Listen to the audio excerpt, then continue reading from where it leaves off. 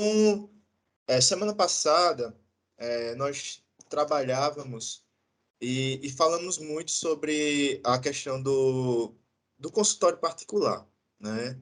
Daquela clínica psicológica, o ambulatório, aquele atendimento individual, né? E aí nós temos uma influência muito marcante dessa modalidade de atendimento da psicologia. E com certeza vocês já ouviram falar da clínica psicológica, mesmo antes de se aproximar da psicologia, né?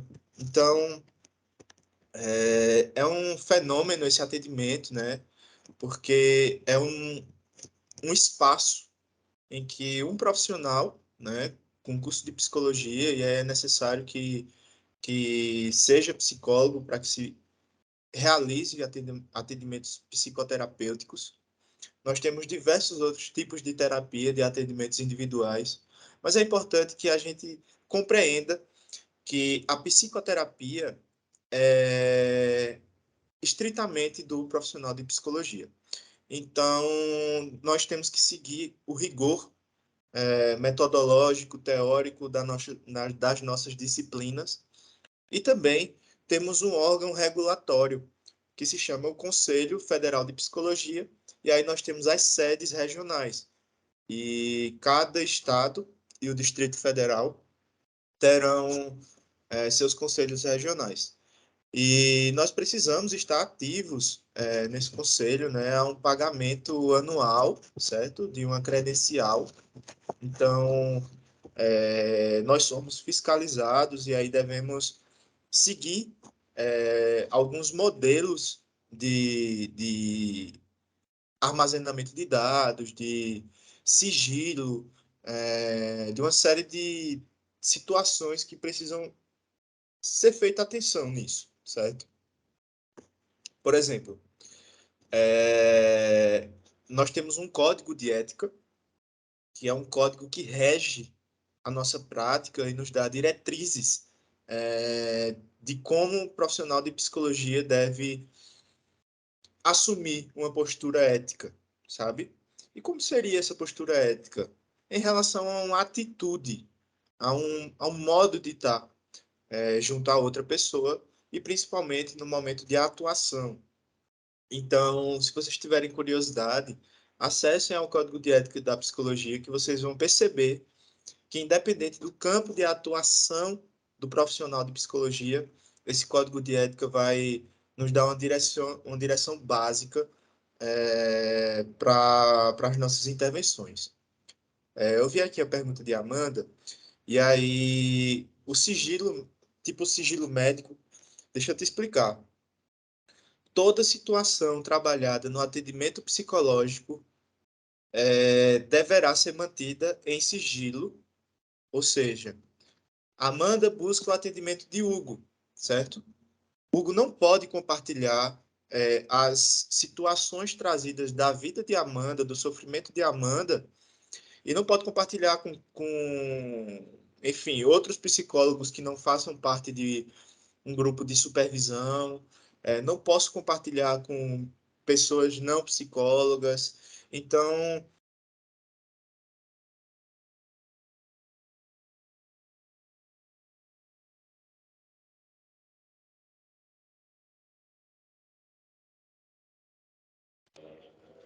vocês estão me ouvindo? Então, né?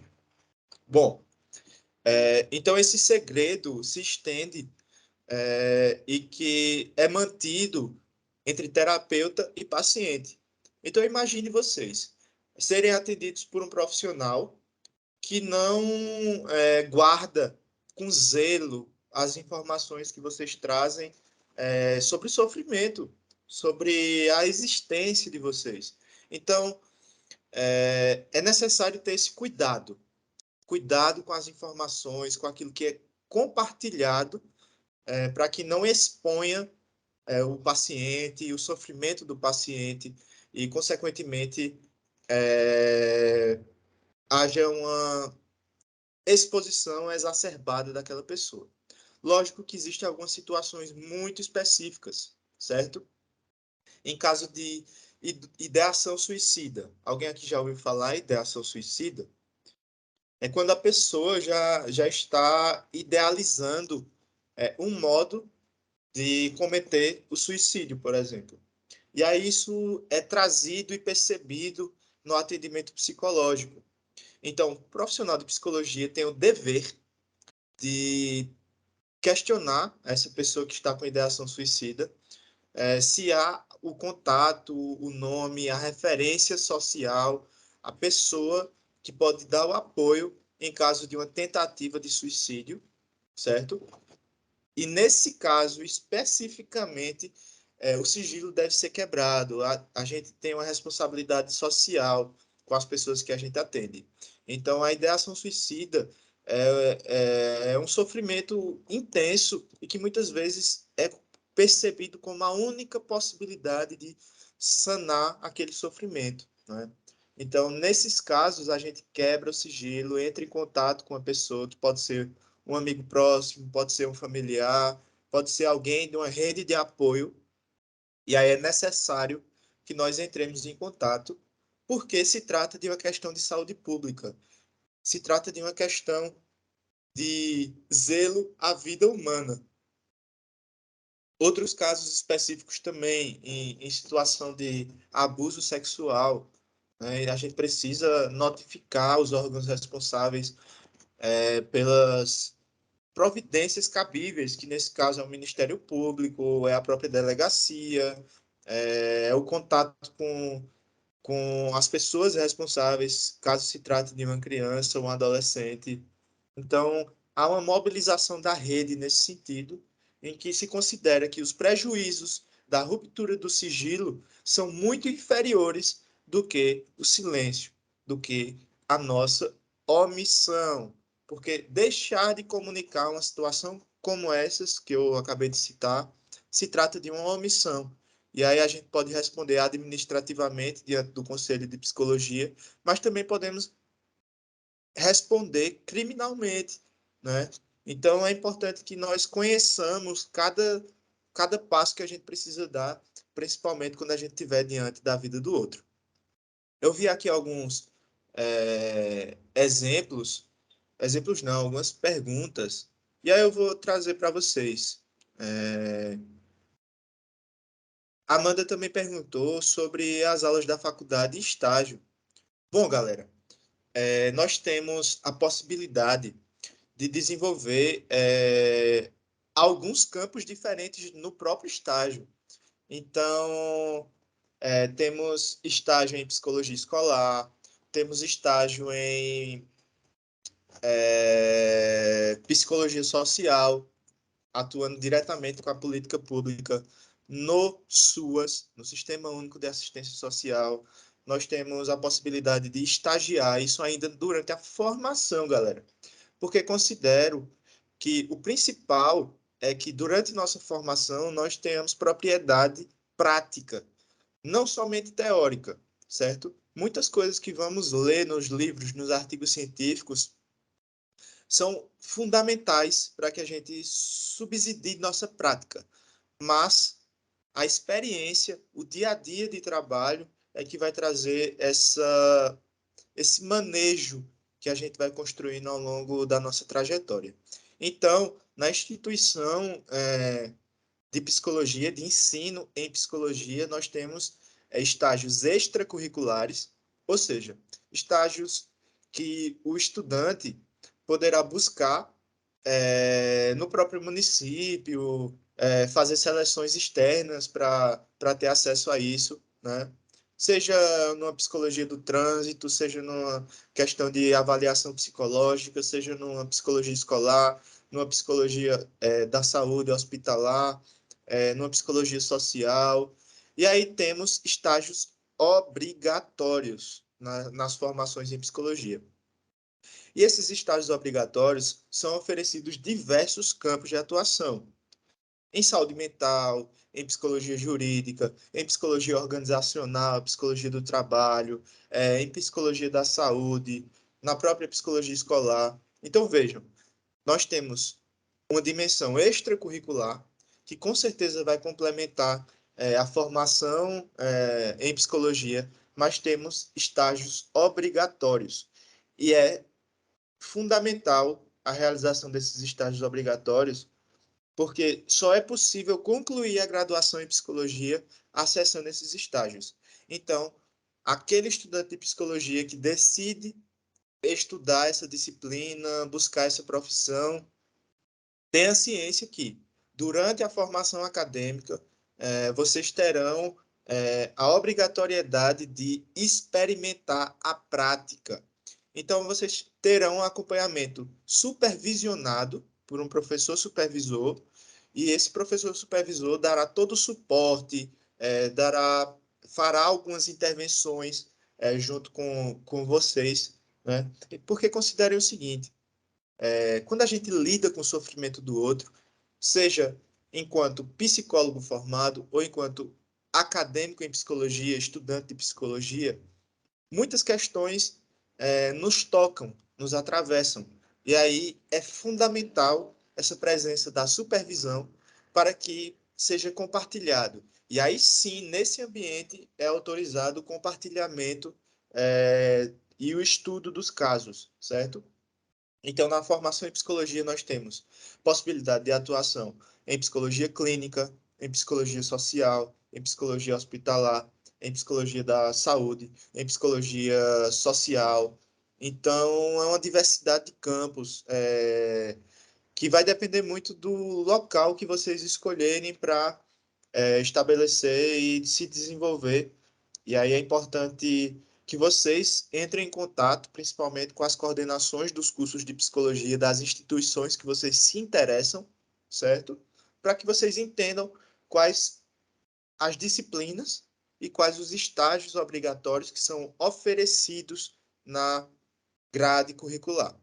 E aí o que ocorre é o seguinte: isso não limita vocês a seguirem apenas os estágios obrigatórios. Particularmente, eu, enquanto estudante de psicologia, passei boa parte da minha graduação já experimentando a prática, porque busquei estágios extracurriculares, né? Então, considerem que é uma estratégia importante também para que a gente vá construindo uma postura profissional desde cedo, certo? Então, eu tive a possibilidade de estagiar no estágio extracurricular por 2 anos, né, logo no início da minha graduação, e esse estágio era em psicologia escolar. E aí passei 2 anos trabalhando em uma instituição de ensino básico, e foi uma experiência que realmente transformou minha trajetória na instituição de ensino superior, na faculdade, no centro universitário que eu fiz minha graduação. Então, isso traz uma maturidade, o estágio traz uma maturidade para que a gente possa crescer enquanto profissional, mesmo antes de termos a nossa credencial de psicologia, quando a gente conclui o nosso ensino superior. Então, todas as instituições obrigatoriamente terão que, perdão, terão que oferecer esses estágios obrigatórios. A psicologia está sempre evoluindo e mudou bastante durante o tempo. O psicólogo teria de voltar à faculdade algumas vezes. Veja, Amanda, a formação em psicologia ela é continuada, certo? A faculdade ela vai trazer a formação básica para que você seja considerada psicóloga, certo? Mas aí existem diversas especialidades da psicologia. E é importante que nós tenhamos a compreensão de que é necessário estabelecer uma formação continuada, uma pós-graduação, uma especialização, a depender do interesse acadêmico do profissional, buscar uma pós-graduação de estrito sensu, que seriam mestrados e doutorados. E outra, você sai da formação com uma formação básica, básica, básica. Então, se você tem um compromisso ético com aquilo que você se propõe a fazer na psicologia, com certeza você terá que voltar à faculdade algumas vezes, mas não no sentido de voltar à graduação, mas sim numa pós-graduação, em um curso complementar, certo? É importante que nós tenhamos essa postura de nos reciclarmos, né? Por exemplo, pessoas que se formaram há alguns anos e estão sem fazer alguma pós-graduação, alguma especialização, alguma coisa nesse sentido, considerem a competitividade do mercado de trabalho. Então, quanto mais experiência e formação você tiver, mais diferencial mercadológico você terá. Então, aquele profissional que está parado, sem estabelecer essa formação continuada, consequentemente, ele vai ficar deixando a desejar nessas solicitações do mercado, e aí pode sofrer algumas consequências, né? Para além da questão do mercado de trabalho, existe uma questão sobre a própria evolução humana, né? Então, existem leituras que ficam ultrapassadas e que talvez não façam mais sentido com o passar dos anos, com o passar das compreensões sociais. E aí é fundamental que a gente se mantenha sempre lendo, considerando um espaço terapêutico para si próprio, um espaço de supervisão, considerando que o curso de psicologia não é suficiente para dar conta das questões humanas. Ele é insuficiente, por isso é importante que nós continuemos buscando, sabe? Então, com certeza, nós temos que retornar algumas vezes para a faculdade ou para alguns cursos. E aí a gente pode encontrar isso nas plataformas digitais também, não precisamos ficar restritos à faculdade, mas com certeza um ambiente acadêmico favorece esse desenvolvimento na profissão e, consequentemente, no trabalho que a gente vai desenvolver com as pessoas e famílias. Beleza? Beleza. Vão jogando as dúvidas de vocês, tá? Eu adoro trabalhar nesse formato e acho que a gente consegue focalizar naquilo que é pertinente para vocês, certo? Hoje eu separei alguns campos de atuação e aí eu pretendo comunicar sobre eles de uma maneira breve, certo? E aí a gente também pode reajustar essa nossa caminhada nesse momento da gente. Então, sintam-se à vontade para questionar sobre outras coisas, sobre outras situações. Eu vou dar andamento na pauta e aí vocês vão escrevendo aqui no chat diante das necessidades de vocês e a gente caminha nesse sentido, certo? Nós conversamos um pouco sobre a clínica, sobre o atendimento clínico, consultório particular, mas essa clínica não necessariamente se resume a um atendimento autônomo, certo? É possível que essa clínica seja articulada com a iniciativa privada, com o ambulatório também da política pública de saúde. Então, se vocês acessam a saúde pública e acessam o atendimento psicológico, vocês terão um profissional que seguirá os mesmos protocolos e o rigor teórico-metodológico que um profissional autônomo numa clínica particular. E aí, pelo SUS, vocês também conseguem esse atendimento, né? É preciso passar por uma regulação nas unidades básicas de saúde e ter um encaminhamento para acessar o serviço ambulatorial, de uma psicoterapia sistemática, que pode ser semanal, quinzenal, mensal, conforme as demandas do município de vocês e a organização das políticas em saúde. Então, não estamos restritos ao atendimento particular, certo? Outro campo de atuação da psicologia é a psicologia hospitalar. Considerem que nós temos três níveis de atenção em saúde no Brasil: a atenção básica, que é uma atenção primária, uma atenção secundária e uma atenção terciária. Na psicologia hospitalar, já temos uma dimensão de uma atenção terciária, que seriam os hospitais de urgência, hospitais de câncer, enfim. E aí o profissional de psicologia vai trabalhar diretamente com os pacientes enfermos, acometidos por alguma enfermidade,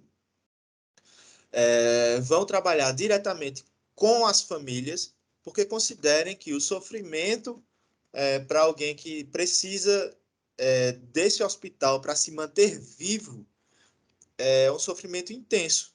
E esse sofrimento se estende para as famílias.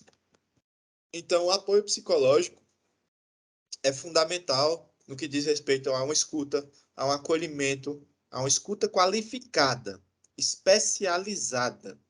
E aí existem algumas particularidades a depender do tipo de hospital. Por exemplo, existem hospitais em que o psicólogo terá que atuar diretamente com medidas paliativas, ou seja, quando o prognóstico da doença da pessoa direciona ao fim da vida, direciona à morte. Então, há uma carga emocional muito latente, muito forte, muito expressa. E aí é importante fazer atenção a isso, mas sem dúvida, trabalhar com pessoas com câncer, trabalhar com pessoas com prognóstico de encerramento é uma experiência muito rica, no sentido de que nós, enquanto psicólogos, podemos trazer qualidade de vida mesmo para aquela vida que sinaliza seu encerramento. Então, nós temos a possibilidade de trazer dignidade humana nesses ambientes que muitas vezes são de intervenções duras, de intervenções que não necessariamente se preocupam com o sentimento dos pacientes. E o nosso papel é fazer essa articulação entre os pacientes e também a equipe multiprofissional que compõe os serviços da psicologia hospitalar. Beleza? Todos esses campos que eu estou citando vão seguir todo o rigor de sigilo, de metodologias, e cada metodologia vai ter sua especificidade. Então, compreendam que quando vocês abrirem o Código de Ética de Psicologia, vai servir para todos esses campos que eu estou comentando com vocês. Outro campo que eu sou fascinado, sou um pouco suspeito para falar sobre ele, é a psicologia social comunitária, certo?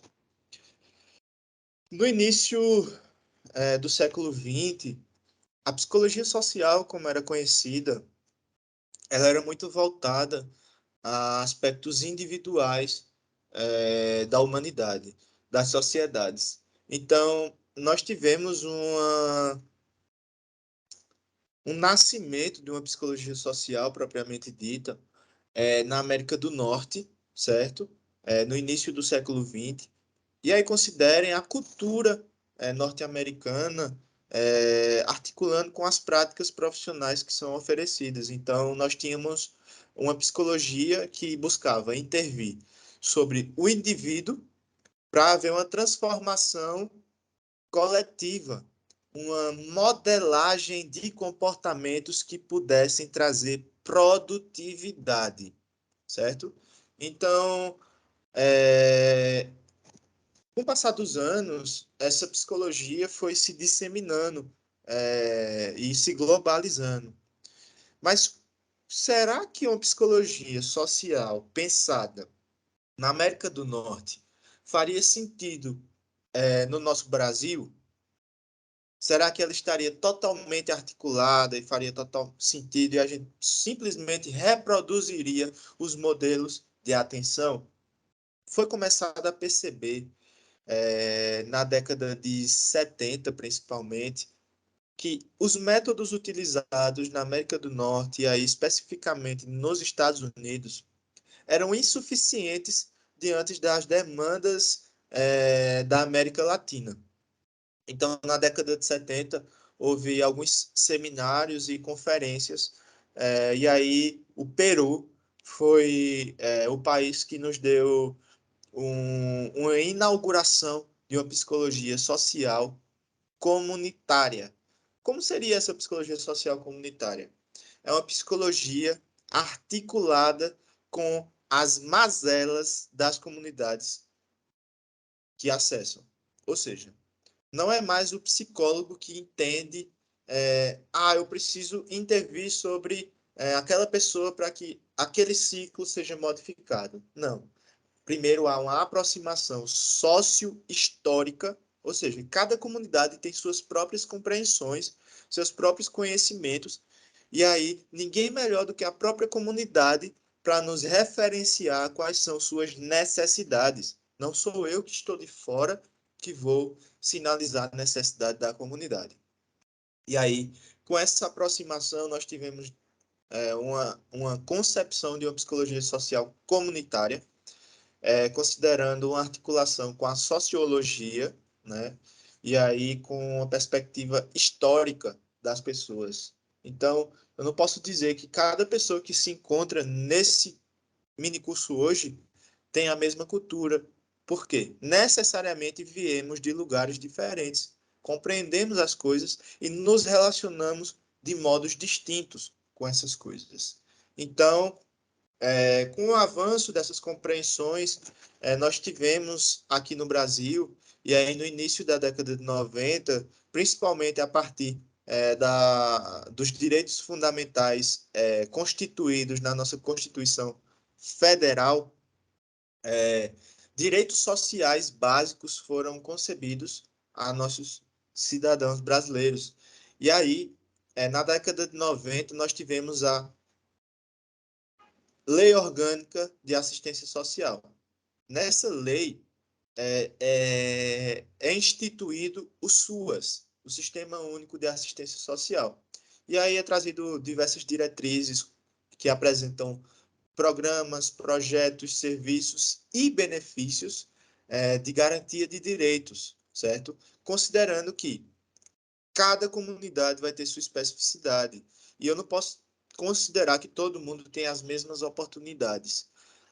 Então, sabendo que tem essas diferenças, eu preciso tratar diferente aqueles que demandam e precisam de um serviço socioassistencial para a manutenção da vida. Então, tivemos essa elaboração do SUAS como um sistema de garantia de direitos fundamentais. E aí, nós temos em 2004 a publicação da Política Nacional de Assistência Social. E nessa publicação é trazido a operacionalização dos serviços socioassistenciais. E aí nós temos as tipificações, por exemplo, da proteção social básica, que aí eu não sei se vocês já ouviram falar, mas nós temos os CRAs, né, que são Centros de Referência de Assistência Social, em que o papel da psicologia é promover a autonomia daquelas pessoas que acessam o serviço, buscando fortalecer os vínculos sociais e comunitários, tendo em vista que os vínculos têm um papel fundamental na questão do sofrimento ético-político das pessoas nas comunidades. Então, no CRAS, é possível acessar o serviço de convivência e fortalecimento de vínculos, que o profissional de psicologia vai compor esses serviços, e aí é uma proteção preventiva, né, para que não haja violação de direitos. Então, a concessão de benefícios eventuais, de um acompanhamento familiar, e o psicólogo vai realizar esses atendimentos, vai realizar grupos operativos junto às pessoas com temáticas específicas identificadas na própria comunidade, vai realizar ações no território, ações de promoção, e aí no sentido de promover informações, né, de divulgar informações, de compartilhar, mas, acima de tudo, reconhecer que as comunidades e as pessoas já têm um conhecimento específico sobre as temáticas. E não nos cabe, enquanto psicólogos e psicólogas, instituir um conhecimento técnico, científico, mas sim nos aproximarmos numa, num diálogo, certo? E aí nós temos a proteção básica com os CRAs, serviços de convivência, e nós temos a proteção social especial, que é quando já há violação de direitos fundamentais. o que são violações de direitos fundamentais? Em 1990, foi trazido, e vocês já devem ter ouvido falar, do Estatuto da Criança e do Adolescente. Então, lá se configura que é direito da criança e do adolescente o convívio social, convívio no universo escolar. Então, uma criança que está ausente do universo escolar, certo? Já há uma violação de direitos.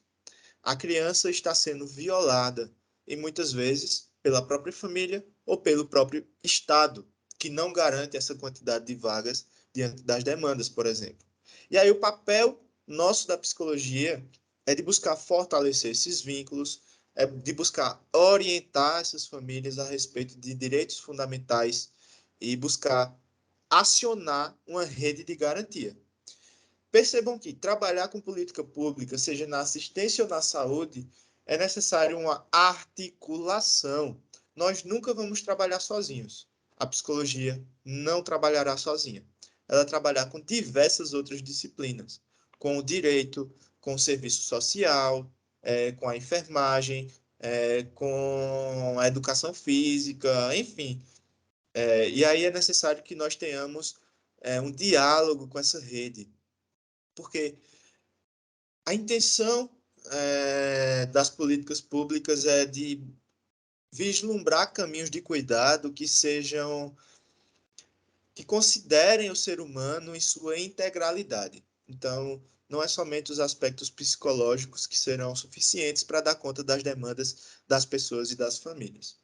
Então, nós temos os CREAS, né, que são os Centros de Referência Especializados em Assistência Social, que acompanham crianças, adolescentes, idosos, pessoas que fazem uso problemático de substâncias psicoativas, álcool e outras drogas. Há uma infinidade de demandas e aí há uma infinidade também de violações de direitos.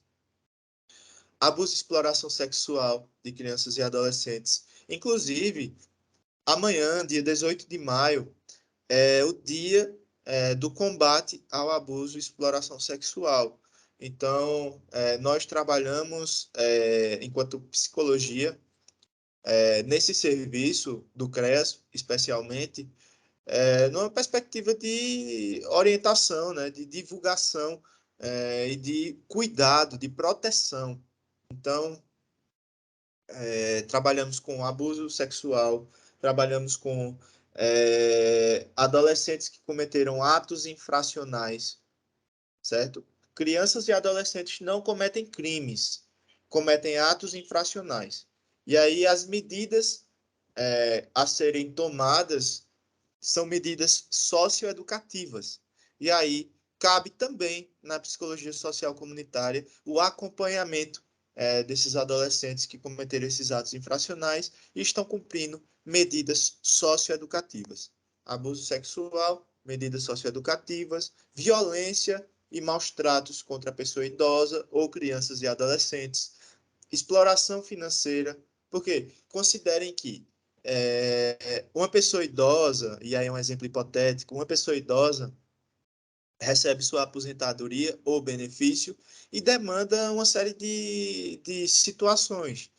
E aí temos a pessoa responsável pelos cuidados, ou familiar, e geralmente essa violação parte principalmente do núcleo familiar, certo?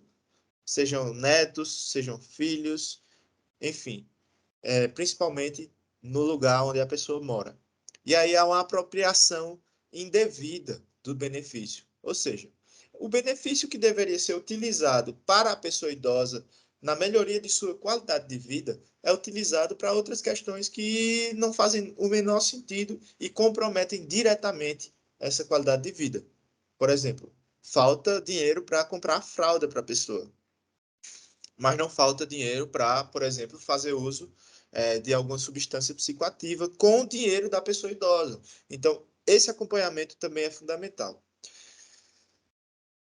Em algumas situações, nós precisamos tomar algumas medidas, né? E aí essas medidas é de justamente acionar essa rede. Sempre vamos trabalhar acionando essa rede.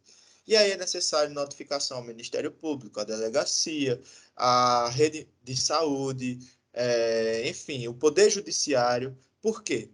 Há também a atuação nas unidades de acolhimento institucional. Então, considerem que uma pessoa que tem, vamos considerar um núcleo familiar composto por um genitor, uma genitora e uma criança de 4 anos.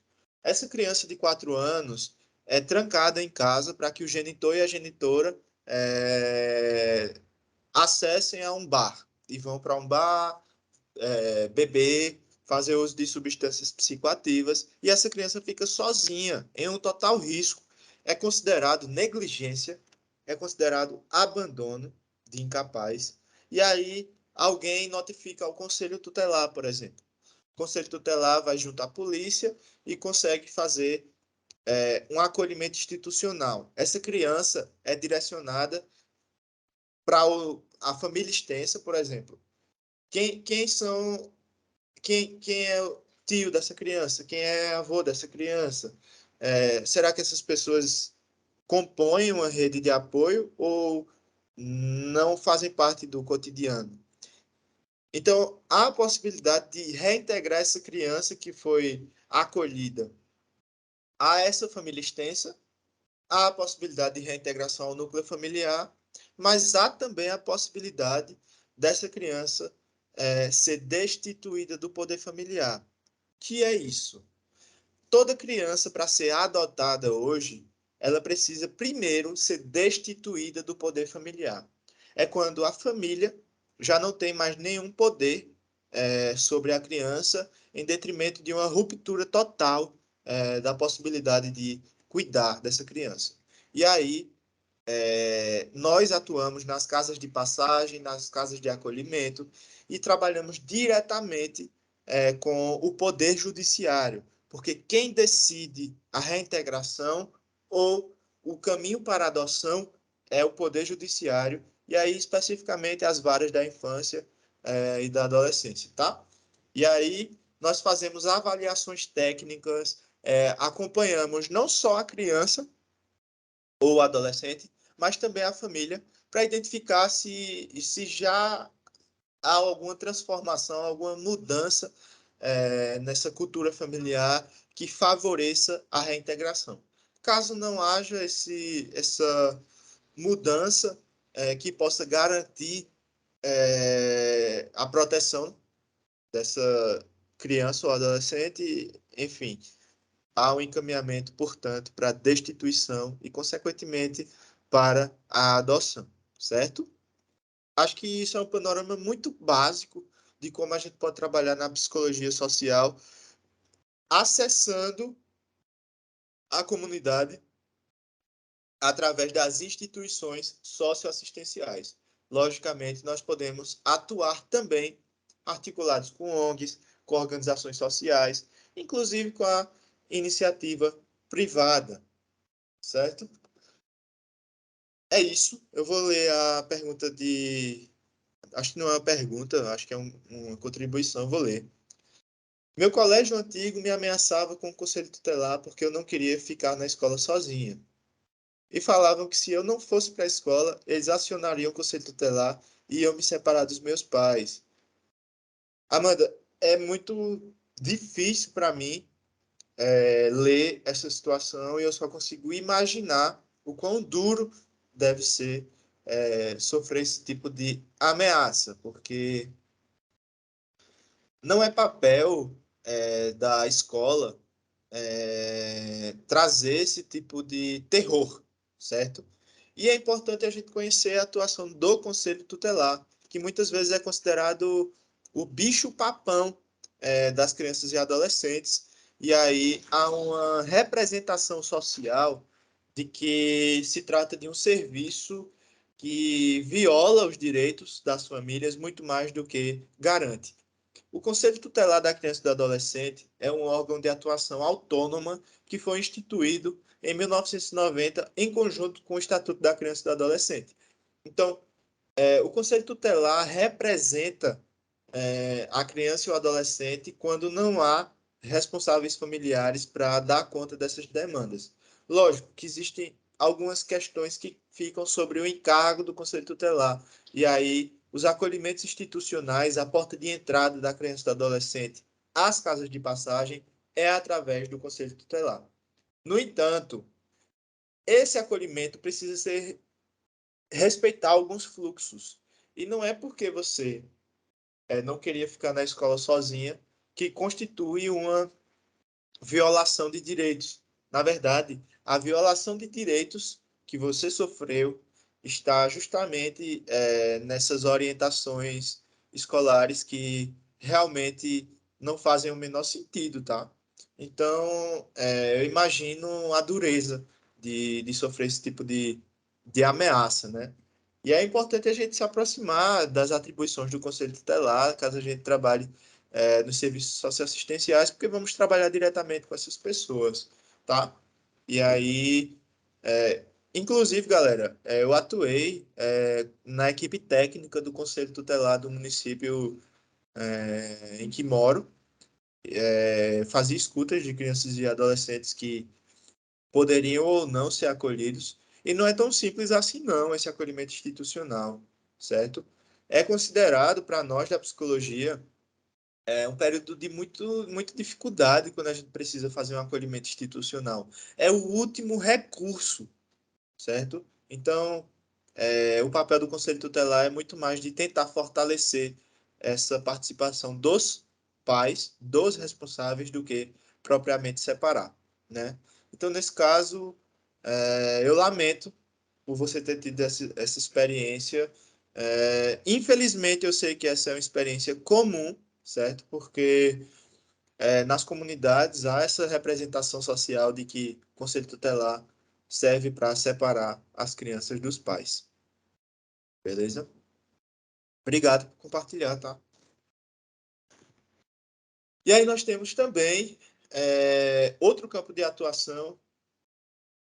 Tá, Arthur. Uma pergunta que a Amanda tinha feito antes. Como que é o curso de psicologia na faculdade? Aulas, provas, o que se aprende, essas coisas. Olha, tudo isso que a gente está falando, vocês vão se deparar no curso de psicologia, certo? Todas essas questões da atuação profissional, né? Então, nós temos, primeiramente, um resgate histórico da psicologia, uma articulação com os pressupostos filosóficos que sustentam a prática psicológica, ou seja, cada teoria que nós temos na psicologia será aprendida, será pelo menos minimamente debruçada, e aí a gente vai se aproximar dos fundamentos filosóficos também dessas disciplinas, e aí de uma maneira bem direta, vamos trabalhar teorias da personalidade, teorias de aprendizagem, campos de atuação, abordagens psicológicas e clínicas, campos de atuação, deixa eu ver, o que eu posso dizer? As políticas públicas também precisam ser vistas na graduação, estágio, vai depender muito da grade curricular. Eu recomendo que vocês façam o seguinte, se tiverem interesse. Como eu já tinha sinalizado na semana passada, no nosso outro encontro, busquem a coordenação do curso de psicologia, se aproximem da ementa que configura a grade curricular e lá vocês verão a diversidade de coisas. Quando eu digo teorias da personalidade, vocês vão se deparar com mais de 20 teorias diferentes e com fundamentos complexos. E aí, durante todo o curso, vocês vão se aproximar disso, certo? Eu vi aqui que vocês falaram da musicoterapia, e aí a musicoterapia não necessariamente é necessário que você seja psicólogo para desenvolvê-la, né? Mas considere que se você trabalha com música, você fará, consequentemente, e acho que nesses lugares que eu já falei aqui nesse nosso encontro, nos CRAs, nos CREAs, no serviço de convivência, nas unidades básicas de saúde, na psicologia hospitalar, é possível que a psicologia utilize a música como um recurso de expressão artística, de um recurso de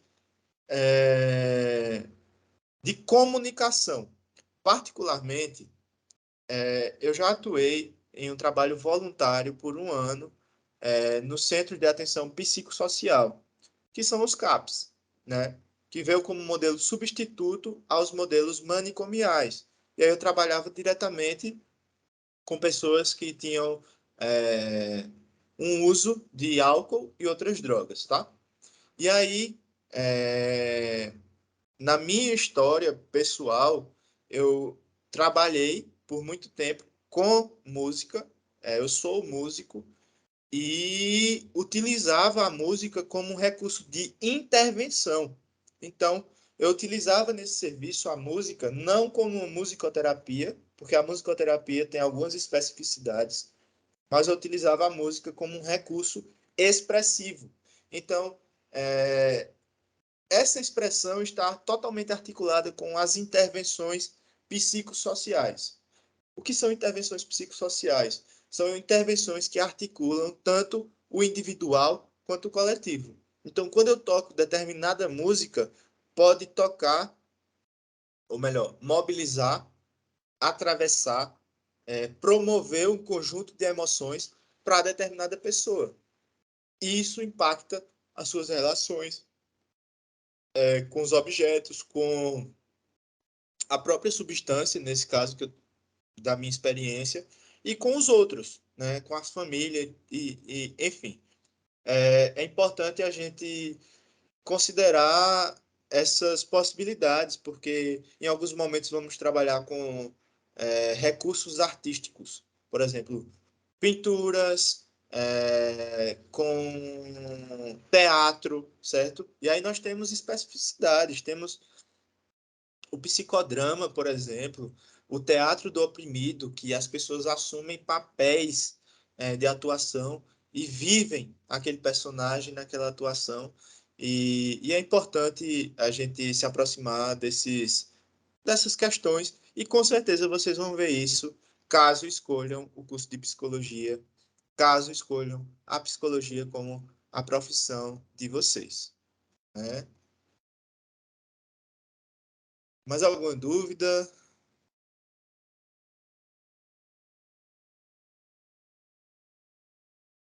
Nós temos terapias que nem sempre são feitas por psicólogos.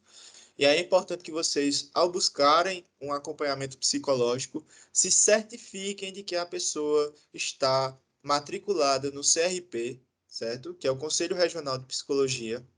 Verifiquem se a pessoa está ativa, se ela tem o número de CRP. Eu vou colocar meu número de CRP aqui para vocês terem uma ideia de como é que funciona, certo? E aí vocês podem buscar até no site de psicologia é, do Conselho Federal de Psicologia, que vocês vão encontrar a minha credencial. E aí nós temos o primeiro número, que é o 02, que é o Conselho Regional daqui de Pernambuco, do local onde eu atuo. Se vocês buscarem um profissional que não tenha esse número de registro, que não seja psicólogo, tenham a compreensão de que vocês podem estar em risco.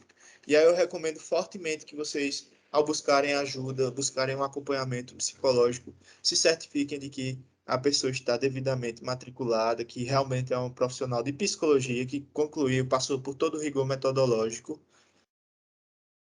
Tem sim, Mariane. Nós temos algumas abordagens teórico-metodológicas específicos para tratamento de autistas e pessoas com TDAH, dislexia. E aí é importante se aproximar disso. Nós temos a aba, a teoria cognitivo-comportamental, certo? Enfim, tem diversas abordagens que trabalham isso com primazia. Na psicologia forense, é, é um trabalho que vai estar articulado diretamente com as polícias, e principalmente a Polícia Civil e a Polícia Federal, certo? Então, há uma perspectiva de avaliação psicológica, de uma uma avaliação e o desenvolvimento e elaboração de documentos, parecer psicológico, laudo, relatório, enfim, ao trabalho diretamente com os crimes, certo? Então, para trabalhar com a psicologia forense, é importante considerar essa articulação constante com o trabalho das polícias, o trabalho jurídico, e aí tem que se ter um domínio também de legislação, e aí, vez ou outra, aparece um concurso para a Polícia Federal, e aí com a atribuição da psicologia forense, uma avaliação de perfis e personalidades criminosas, né? Acredito que é um contexto muito rico, apesar de ser muito novo no Brasil. Nós temos nos Estados Unidos um desenvolvimento de inteligência muito avançado em relação a essas questões forenses, né? A perícias criminais. E aí, acho que é um campo que tem se mostrado cada vez mais presente aqui no nosso cenário brasileiro, certo? Que também vai seguir todo o rigor metodológico. Existem teorias específicas que vão trabalhar é, cada teoria de personalidade, certo?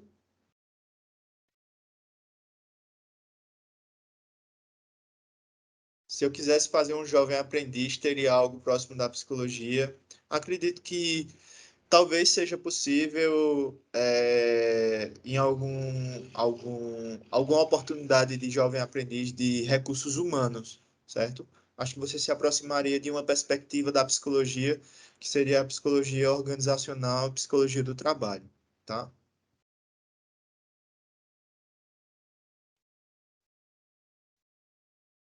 Tipologia de Myers-Briggs. Particularmente, Glenda, eu não conheço esse autor, tá? Mas aí, se você buscar meu contato, a gente pode tentar dialogar sobre isso, tá? Instagram, caso vocês tenham alguma dúvida, caso vocês queiram compartilhar alguma coisa, esclarecer mais dúvidas, podem entrar em contato comigo, eu fico à disposição de cada um de vocês. É importante a gente considerar, Amanda, que existem alguns testes que são considerados testes de personalidade que não seguem o rigor dos testes psicológicos. E aí é importante que a gente faça atenção a esses aspectos, tá? Eu fico na dívida com vocês em relação a esse teste de personalidade. Não conheço, mas me procurem pelas minhas redes sociais e aí a gente pode discutir sobre isso e aí eu me informo e trago essa informação para vocês também, tá? Acredito que acredito que é importante a gente encerrar nesse momento. É, conseguimos dialogar sobre alguns aspectos. Ainda faltou muita coisa para a gente compartilhar, acho que teria que ser uma formação continuada mesmo, mas fico à disposição de vocês. Vocês podem me buscar para esclarecimento de dúvidas, de compartilhamento. Eu acho que escolher a psicologia é escolher um caminho de muita sensibilidade, e aí me sensibilizo também com vocês. Espero que vocês busquem aquilo que faz sentido na vida de vocês. E para mim foi um prazer enorme estar aqui e compartilhar sobre essa profissão que amo tanto, tá? Fico à disposição de vocês, um grande abraço, e aí a palavra fica com o Rony. Valeu, professor, obrigado. Valeu, pessoal, pela interação, né? Foi bastante produtivo. Respondendo a Amanda, né? A gente vai ter mais mini cursos, mas aí vai ser de outras áreas, tá? Em breve a gente vai estar divulgando para vocês.